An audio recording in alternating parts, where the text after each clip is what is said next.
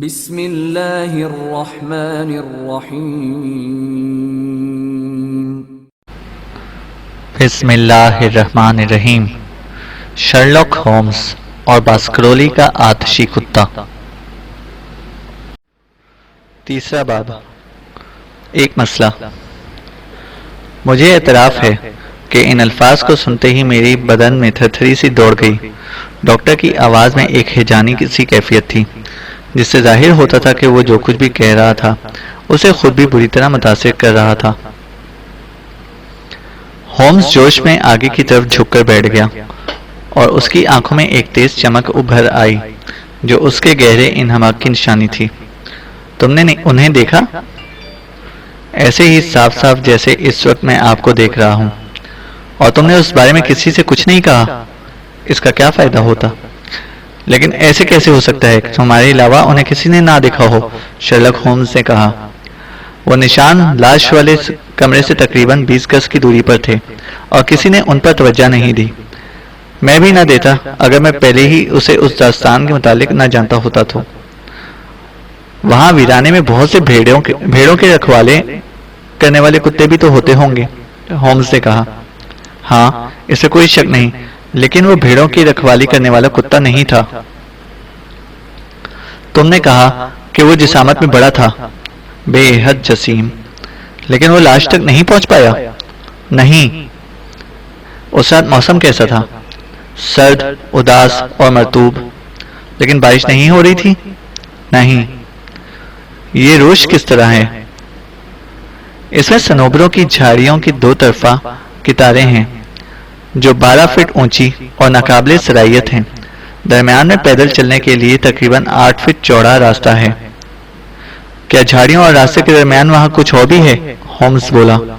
ہاں، وہاں دونوں اطراف میں گھاس کی 6 فٹ چوڑی پٹی موجود ہے۔ میں سمجھ گیا۔ روش کے راستے میں صرف اسی جگہ سے داخلہ ممکن ہے جہاں وہ دروازہ ہے، ہومز بولا۔ جی ہاں، وہ چھوٹا دروازہ جو ویرانے کی طرف کھلتا ہے۔ کیا وہاں کسی اور طرف سے بھی کوئی راستہ کھلتا ہے؟ نہیں۔ تو اس کا مطلب ہے اگر روش تک پہنچنا چاہے تو اسے لازماً یا تو گھر کی طرف سے آنا پڑے گا یا پھر ویرانے کی طرف سے داخل ہونا پڑے گا۔ ایک خارجی راستہ روش کے آخری کونے میں بنے ہوئے کشک باغ سے ہو کر گزرتا ہے، ڈاکٹر ٹیمز بولا۔ کیا سر چارلز وہاں تک پہنچ گئے تھے؟ نہیں، وہ اس سے تقریباً 15 گز پہلے ہی گر گئے تھے۔ ڈاکٹر مورٹیمر، اب آپ مجھے ایک بات بتائیں، اور یہ بہت اہم بات ہے کہ آپ نے جو نشان دیکھے تھے وہ پگڈنڈی پر تھے اور گھاس کے اوپر نہیں تھے۔ گھاس پر تو کوئی نشان نظر ہی نہیں آیا۔ کیا یہ نشان راستے کے اس طرف تھے جس طرف ویرانے کا دروازہ ہے؟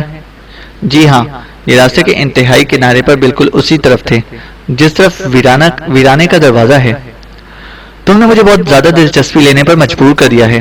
ایک اور نقطہ، کیا وہ دروازہ بند تھا؟ ہومز نے اچانک سوال کیا۔ نہ صرف بند تھا بلکہ اسے زنجیر قفل بھی لگا ہوا تھا۔ اس دروازے کی اونچائی کتنی تھی؟ تقریباً 4 فٹ۔ تب تو کوئی اسے پھلانگ کر بھی آ سکتا ہے؟ جی ہاں۔ اور تم نے دروازے پر کسی قسم کے نشان دیکھے؟ کوئی خاص نہیں۔ میرے خدا، کیا کسی نے بھی اس کی جانچ نہیں کی؟ جی ہاں، میں نے بذات خود کی تھی۔ اور تمہیں وہاں کچھ نہیں ملا؟ یہ سب کچھ بہت پریشان کن ہے۔ سر چارلز وہاں واضح طور پر 5-10 منٹ کھڑے رہے تھے۔ تمہیں اس بات کا کیسے پتہ چلا؟ کیونکہ وہاں ان کے سگار کی راکھ 2 دفعہ گری ہوئی تھی۔ شاندار، ہم دونوں کے علاوہ بھی کوئی اتنا اچھا ساتھی ہے واٹسن۔ لیکن وہ نشان؟ بجری اور ریتیلی زمین کے اس چھوٹے سے ٹکڑے پر ہر جگہ ان کے اپنے ہی پاؤں کے نشان تھے۔ میں وہاں کوئی اور نشان دریافت نہیں کر سکا۔ شرلاک ہومز نے اپنے گھٹنے پر ہاتھ مارا اور بڑی بے صبری سے بولا، کاش میں وہاں ہوتا۔ وہ کہا، یہ واضح طور پر ایک دلچسپ کیس ہے اور اس کیس میں سائنسی ماہرین کے لیے بے تحاشا مواقع ہیں۔ وہ ریتیلی زمین کا ٹکڑا ایک کاغذ کی طرح تھا جس پر سے میں بہت کچھ پڑھ سکتا تھا، لیکن قبل اس کے کہ میں ایسا کرتا وہ بارش کے باعث دھندلا ہوگا اور متجسس دہقانوں کے کھڑاؤں نے اس کی شکل بدل دی۔ آہ ڈاکٹر مورٹیمر، کیا تم یہ نہیں سوچتے کہ تمہیں مجھے اس وقت بلا لینا چاہیے تھا؟ در حقیقت تم اس کے لیے بہت زیادہ جواب دہ ہو۔ ان حقائق کو دنیا کے سامنے لائے بغیر میں آپ کو نہیں بلا سکتا تھا مسٹر ہومز، اور میں ایسا کرنے کی وجوہات پہلے ہی آپ پر بتا چکا ہوں۔ اس کے علاوہ تم ہچکچا کیوں رہے ہو؟ یہ وہ میدان ہے جہاں سب سے زیادہ تیز فہم اور سب سے زیادہ تجربہ کا جاسوس بھی کچھ نہیں کر پاتا۔ تمہارا مطلب ہے یہ کوئی مافوق الفطرت چیز ہے؟ میں ٹھیک طرح نہیں کہہ سکتا، لیکن ظاہر ہے کہ تم ایسا ہی سوچتے ہو، ہومز نے کہا۔ جب سے یہ حادثہ ہوا ہے مسٹر ہومز، میرے کانوں تک ایسے کئی واقعات پہنچے ہیں جنہیں مروجہ فطری نظام سے ہم آہنگ کرنا بڑا مشکل ہے۔ مثلاً مجھے پتہ چلا ہے کہ اس تکلیف دہ واقعے سے پہلے کئی لوگوں نے ویرانے میں ایک مخلوق دیکھی تھی جو بالکل باسکرولی کے آسیب سے مماثلت رکھتی تھی، اور وہ یقیناً کوئی ایسا جانور نہیں تھا جس کا ذکر سائنس میں ہو۔ وہ سب اس بات پر متفق تھے کہ وہ مخلوق نہایت بڑی، چمکیلی، بھیانک اور بھوتوں کی خاصیت رکھتی تھی۔ میں نے ان لوگوں سے باقاعدہ جیرا کر چکا ہوں۔ ان میں سے ایک بہت عملی قسم کا دیہاتی، ایک سلوتری اور ایک ویرانے میں رہنے والا کسان ہے۔ ان سب نے مجھے اس خوفناک بھوت کے ظہور کی ایک جیسی کہانی سنائی جو بالکل اس داستان کے دوزخی کتے سے مشابہ تھی۔ میں تمہیں یقین دلاتا ہوں کہ پوری ڈسٹرکٹ میں دہشت کا راج ہے، اور وہ کوئی جانباز ہی ہوگا جو اب رات کے وقت ویرانے کی طرف جائے گا۔ اور کیا تم بھی، جو سائنس کی تربیت یافتہ انسان ہو، اس بات پر یقین رکھتے ہو کہ یہ سب مافوق الفطرت ہے؟ ہومز بولا۔ مجھے نہیں معلوم کہ کس بات پر یقین کروں، ہومز نے اپنے کندھے جھٹکے۔ میں ہنوز اپنی تحقیقات اسی دنیا تک محدود رکھنا چاہتا ہوں، اس نے کہا۔ منکسر انداز سے کہوں تو میں شیطانیت سے لڑ چکا ہوں، لیکن شیطان کے باپ پر قابو پانا شاید بذات خود بہت ہمت کام ہے۔ یہ تو تم بھی اعتراف کرو گے کہ پاؤں کے نشانات کسی مادی جسم کے ہیں۔ داستان کے اصلی کتے کا جسم اتنا مادی تھا کہ کسی بھی شخص کا نخرہ ادھیڑ سکتا تھا، لیکن اس کے ساتھ ہی ساتھ وہ ایک خبیث روح بھی تھا۔ میں سمجھ گیا کہ تمہاری رائے مافوق الفطرت چیزوں کے کافی حق میں ہے، لیکن اب ڈاکٹر مورٹیمر، مجھے تم یہ بتاؤ کہ اگر تم مافوق الفطرت چیزوں کے قائل ہو تو تم نے مجھ سے کیوں رابطہ قائم کیا؟ تم ایک طرف تو یہ کہہ رہے ہو کہ سر چارلز کی موت کی تحقیقات کرنا بیکار ہے، اور دوسری طرف تم مجھ سے یہ چاہتے ہو کہ میں ایسا کروں۔ میں نے یہ بالکل نہیں کہا کہ میں چاہتا ہوں کہ آپ اس کی تحقیقات کریں۔ تو پھر میں کیا مدد کر سکتا ہوں؟ مجھے مشورہ دیں کہ مجھے سر ہنری کے بارے میں کیا کرنا چاہیے۔ وہ واٹرلو اسٹیشن پر پہنچنے والے ہیں۔ ڈاکٹر مورٹیمر نے اپنی گھڑی کی طرف دیکھا۔ ٹھیک 1 گھنٹہ 15 منٹ بعد۔ وہی وارث ہیں؟ جی ہاں، سر چارلز کی موت کے بعد ہم نے اس نوجوان کے بارے میں پوچھ گچھ کی تو ہمیں معلوم ہوا کہ وہ کینیڈا میں کاشتکاری کرتے رہے ہیں۔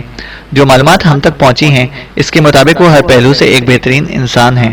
میں بطور معالج یہ بات نہیں کہہ رہا، بلکہ ایک ٹرسٹی اور سر چارلز کی وصیت پر عمل درآمد کروانے والے کی حیثیت سے بتا رہا ہوں۔ میرا خیال ہے ان کے علاوہ تو کوئی اور دعویدار نہیں ہے۔ نہیں، اور کوئی نہیں ہے۔ سر ہنری کے علاوہ ہم صرف ایک اور رشتہ دار کا کھوج لگا سکے ہیں، اور وہ ہیں روجر باسکرولی۔ روجر تینوں بھائیوں میں سب سے چھوٹے اور بدنصیب سر چارلز سب سے بڑے بھائی تھے، جبکہ ان کے منجھلے بھائی کا انتقال جوانی میں ہی ہو گیا تھا، اور یہ لڑکا ہنری ان کے اسی منجھلے بھائی کا اکلوتا بیٹا ہے۔ سر چارلز کا سب سے چھوٹے بھائی روجر خاندان کے لیے کالی بھیڑ ثابت ہوا۔ اس میں باسکرولی خاندان کی حکومت پسندی کی خاندانی خصوصیت بدرجہ اتم موجود تھی، اور وہ ہو بہو بوڑھے باسکرولی کی خاندانی تصویر سے مشابہ تھا۔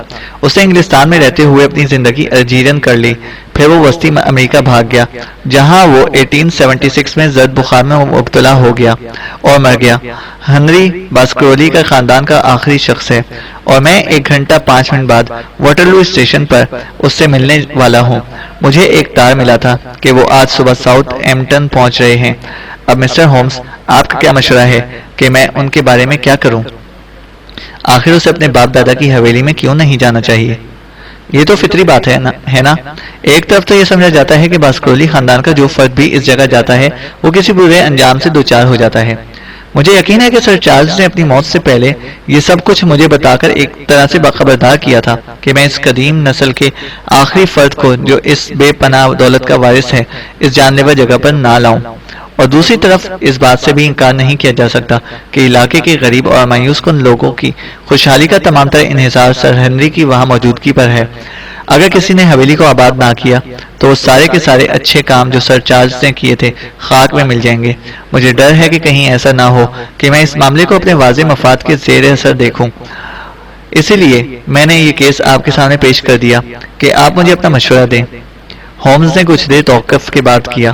اگر سادہ الفاظ میں کہا جائے تو یہ معاملہ کچھ یوں ہے کہ وہ بولا، تمہاری رائے میں یہاں کوئی ایسی شیطانی طاقت ہے جس نے ڈاٹ مور کو باسکرولی افراد کے لیے غیر محفوظ رہائش کا بنا دیا ہے۔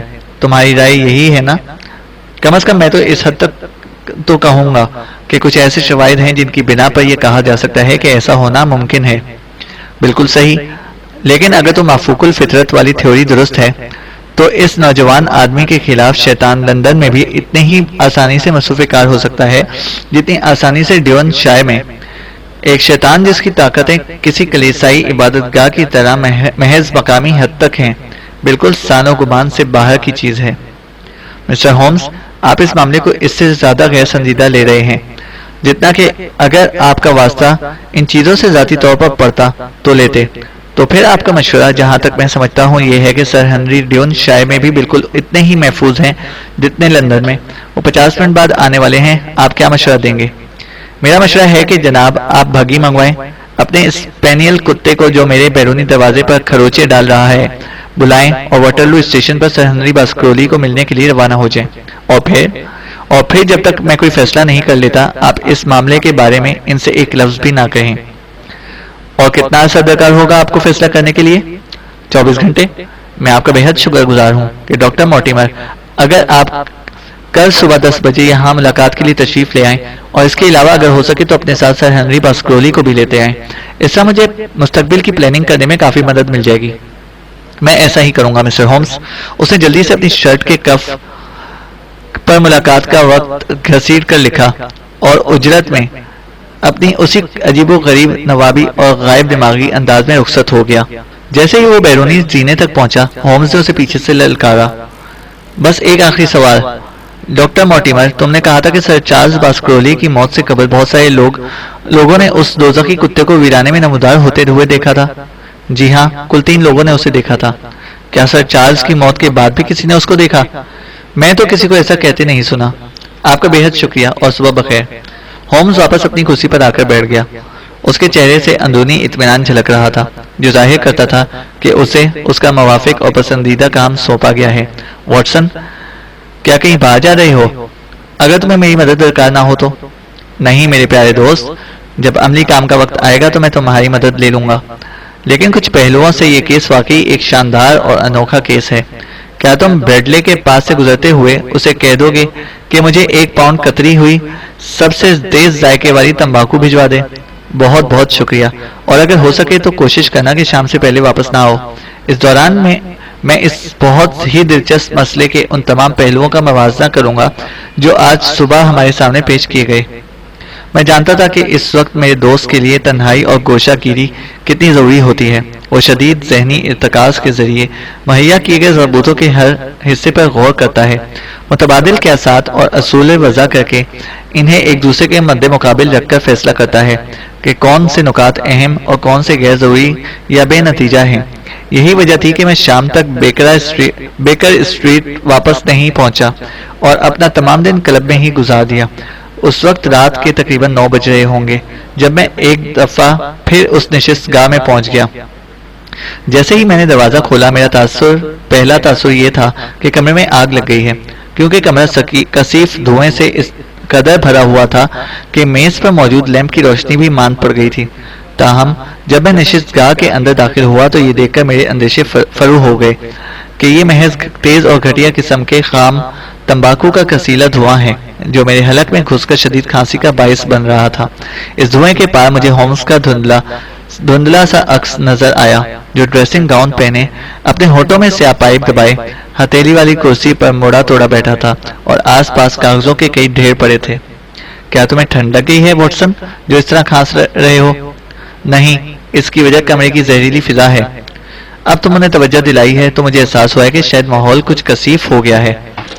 کثیف؟ یہ تو ناقابل برداشت ہے۔ اچھا، اگر ایسا ہے تو کھڑکیوں کے پٹ کھول دو۔ میرا اندازہ ہے کہ آج کا سارا دن تم اپنے کلب میں ہی گزار کر آئے ہو۔ ہومس میرے عزیز، کیا میں نے درست کہا؟ یقیناً، لیکن کیسے؟ میری حیرانی پر وہ ہنسنے لگا۔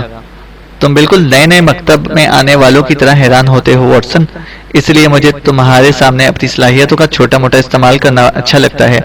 ایک شریف آدمی جو صبح دھواں دھار بارش اور کیچڑ میں اپنے گھر سے نکلتا ہے اور جب شام کو واپس گھر آتا ہے تو نہ صرف اس کے کپڑے اجلے ہوتے ہیں بلکہ اس کے ہیٹ اور جوتوں کی چمک بھی مان نہیں پڑتی، تو اس کا ایک ہی مطلب ہے کہ اسے تمام دن کہیں ایک جگہ ہی قیام کیے رکھا۔ اب اگر وہ کوئی ایسا شخص ہے جس کا کوئی گہرا دوست بھی نہیں ہے تو پھر تم خود بتاؤ کہ وہ کہاں جا سکتا ہے؟ کیا یہ واضح نہیں؟ ہاں، اس سے کچھ واضح ہوتا ہے۔ یہ دنیا واضح چیزوں سے بھری پڑی ہے، لیکن بدقسمتی سے کوئی ان پر غور نہیں کرتا۔ تمہارے خیال میں کہاں پر تھا؟ میرے حساب سے تو تم صبح سے اسی کمرے میں بیٹھے ہو، کہیں اور نہیں گئے؟ نہیں، بلکہ میں ڈیون شائر میں تھا۔ روحانی طور پر؟ بالکل صحیح، میرا جسم یہیں آرام کرسی پر پڑا تھا، اور مجھے واپسی پر یہ دیکھ کر افسوس ہوا کہ میرے جسم نے میری روح کی غیر موجودگی میں 2 بڑے مگ کافی کے پی لیے اور بے تحاشا تعداد میں تمباکو پھونک ڈالا۔ تمہارے جانے کے بعد میں نیچے اسٹیم فورڈ کی دکان پر جا کر ویرانے کے متعلقہ حصوں کے نقشہ جات لے آیا، اور پھر سارا دن میری روح وہیں ویرانے میں منڈلاتی رہی، اور میں اس خوش فہمی میں مبتلا ہو گیا کہ میں اس ویرانے میں اپنا راستہ خود تلاش کر سکتا ہوں۔ میرا قیاس ہے کہ وہ کوئی ایسا نقشہ ہوگا جس میں بڑے پیمانے پر تفصیلات ہوتی ہیں۔ ہاں، کافی وسیع پیمانے والا۔ اس نے نقشے کا ایک حصہ کھولا اور اسے اپنے گھٹنے پر پھیلا لیا۔ یہ ہے وہ خاص تحصیل جس کے بارے میں ہم جاننا چاہتے ہیں۔ یہ یہاں پر درمیان میں باسکرولی ہال ہے، یہاں ارد گرد جنگل بھی ہے۔ بالکل درست، میں تصور کرتا ہوں کہ یہ صنوبروں والی روش ہے، اگرچہ یہاں اس کا کوئی نام نہیں لکھا ہوا۔ یہ یہاں ویرانے کے ساتھ ساتھ اس پٹی تک جاتی ہے۔ تم یہاں دائیں طرف سے بھی اس کا ادراک کر سکتے ہو۔ یہ جو عمارتوں کا ایک چھوٹا سا جھنڈ نظر آ رہا ہے، یہ ڈوگ گرمپن ہے، جہاں ہمارے دوست ڈاکٹر مورٹیمر کا ہیڈ کوارٹر ہے۔ جیسا کہ تم دیکھ سکتے ہو، یہاں ارد گرد 5 میل کے دائرے میں صرف چند ایک گھر ہی بنے ہوئے ہیں۔ یہ یہاں پر لافٹر ہال ہے جس کا ذکر داستان میں کیا گیا تھا۔ وہ وہاں ایک گھر کا نشان ہے جو شاید طبعی تاریخ کے ماہر کی رہائش گاہ ہے۔ جہاں تک مجھے یاد پڑتا ہے شاید اس کا نام اسٹیپلن تھا۔ یہاں ویرانے کے 2 فارم ہاؤسز ہائیٹور اور فاؤل میر واقع ہے۔ پھر 14 میل آگے جا کر زیادہ بڑے مجرموں کے لیے پرنس ٹاؤن کا قید خانہ ہے۔ دور دور بکھری ہوئی ان عمارتوں کے درمیان اور ارد گرد سنسان اور بے آب و گیا ویرانہ پھیلا ہوا ہے۔ یہی وہ ویرانہ ہے جس کے اسٹیج پر ماضی میں ایک دردناک کھیل کھیلا گیا اور شاید ہماری مدد سے دوبارہ کھیلا جائے گا۔ یہ یقیناً ایک اجاڑ جگہ ہوگی۔ ہاں، یہ منظر بہت سازگار ہے۔ اگر شیطان انسانوں کے معاملے میں دخل در معقولات دینا چاہے۔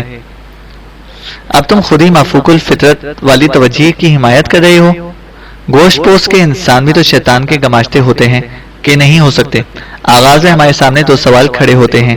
اول یہ کہ کوئی جرم سرے سے ہوا بھی تھا کہ نہیں، اور دوم یہ کہ وہ جرم کیا تھا اور کس طریقے سے کیا گیا۔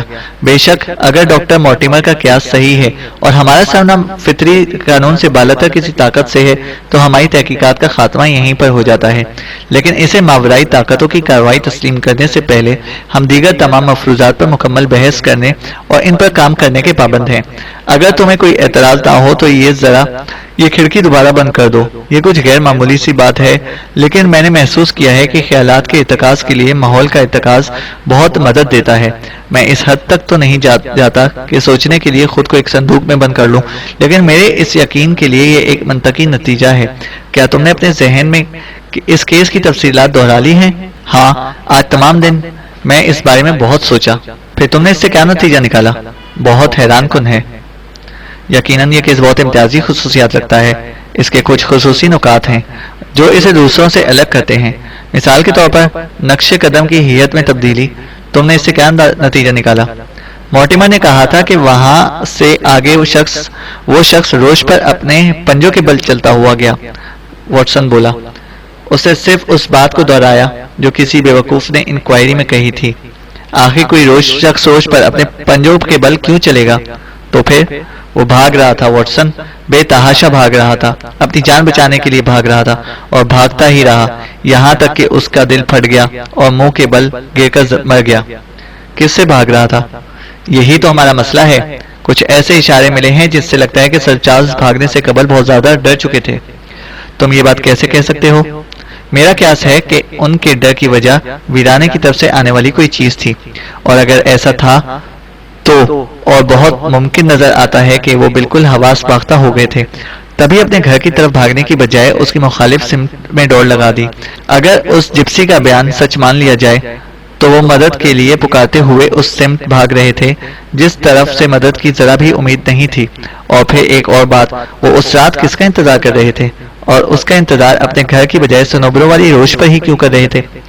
تمہارا خیال ہے کہ وہ وہاں پر کسی کا انتظار کر رہے تھے؟ وہ ایک عمر رسیدہ اور نحیف انسان تھے، ہم ان کی ہر شام چہل قدمی کی عادت کو سمجھ سکتے ہیں، لیکن اس رات زمین گیلی ہو رہی تھی اور موسم بھی خراب تھا۔ کیا ان کا وہاں 5 یا 10 منٹ کے لیے کھڑے رہنا، جیسا کہ ڈاکٹر مورٹیمر نے ان کی سگار کی گری ہوئی راکھ سے اندازہ لگایا تھا، ایک فطری بات تھی؟ جبکہ ڈاکٹر مورٹیمر اس سے کہیں زیادہ عملی انسان ہیں جتنا انہیں میں سمجھتا تھا، لیکن وہ ہر شام باہر جاتے تھے۔ میرے خیال میں تو یہ بے عدد قیاس ہی ہے کہ وہ ہر شام ویرانہ والے دروازے پر کسی کا انتظار کرتے تھے۔ نہیں، بلکہ شواہد تو یہ کہتے ہیں کہ وہ ویرانے کی طرف جانے سے گریز کیا کرتے تھے۔ اس رات وہ وہاں انتظار کر رہے تھے، جبکہ اسی رات کی آنے والی صبح وہ لندن کے لیے روانہ ہونے والے تھے۔ معاملات کچھ شکل اختیار کرتے جا رہے ہیں واٹسن، اب کیس سہل ہو گیا ہے۔ ذرا میرا وائلن مجھے تھما دو اور ہم اس کیس پر مزید سوچ بچار صبح ڈاکٹر مورٹیمر اور سر ہنری باسکرولی سے ہونے والی ملاقات تک کے لیے ملتوی کر دیتے ہیں۔